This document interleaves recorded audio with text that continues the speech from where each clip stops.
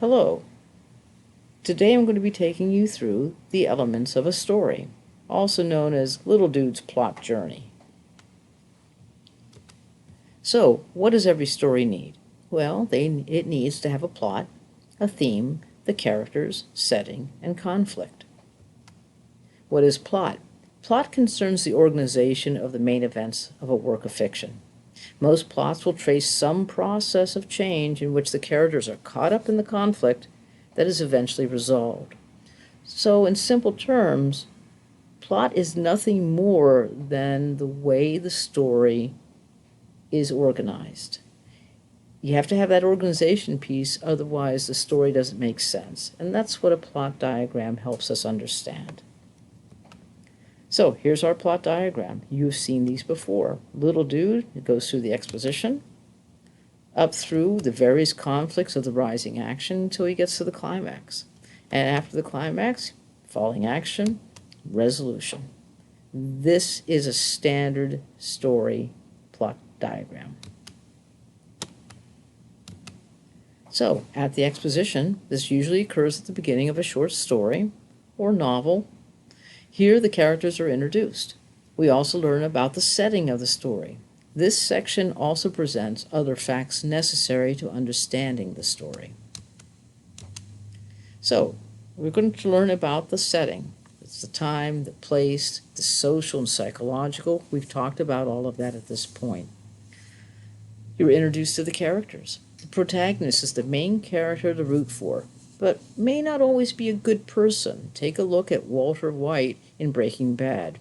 He did some really horrific things, and yet he was the protagonist of that show.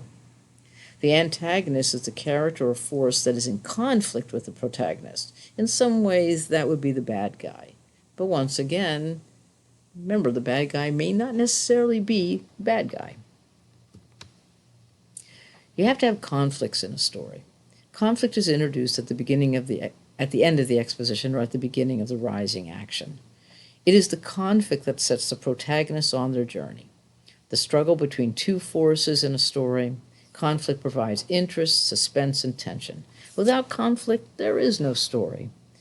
Picture this. It's a beautiful day, the sun is shining, it's warm, blue skies, there's a gentle breeze. And in the meadow is a little girl sitting on a blanket, and she's picking flowers, and she's sniffing them. And that's it. That's not a story. It's not interesting. There's no conflict. So you have to have that conflict in order for a story to happen. Conflicts are either internal or external. Internal means the conflict is within the person's mind. That's their thoughts and their emotions.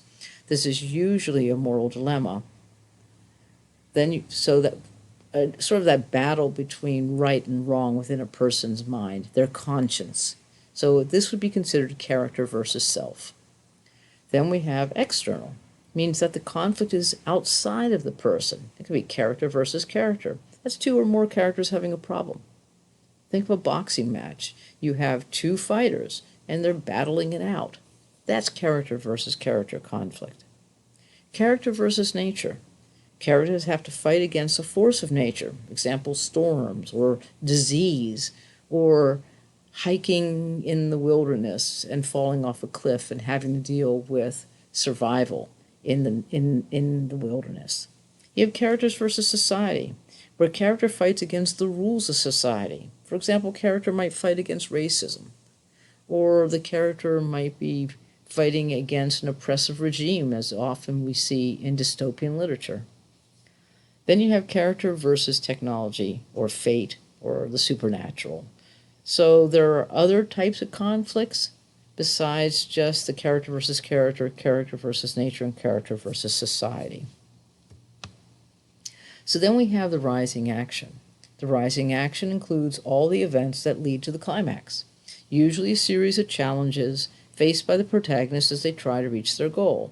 It may be a journey, or a quest, or a contest that needs to be completed.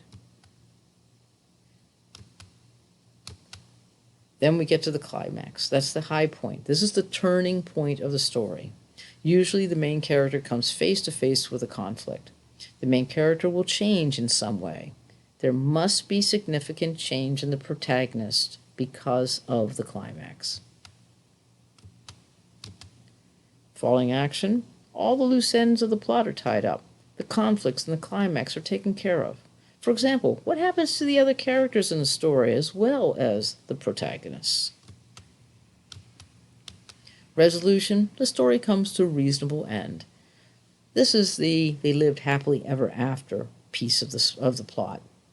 Or sometimes authors do not give you a resolution, and the authors allow you, the reader, to determine in your own mind what happens at the very end.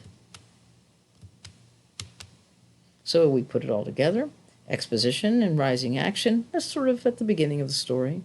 You have the climax, which is the result of the rising action, but it's towards the end of the middle of the story.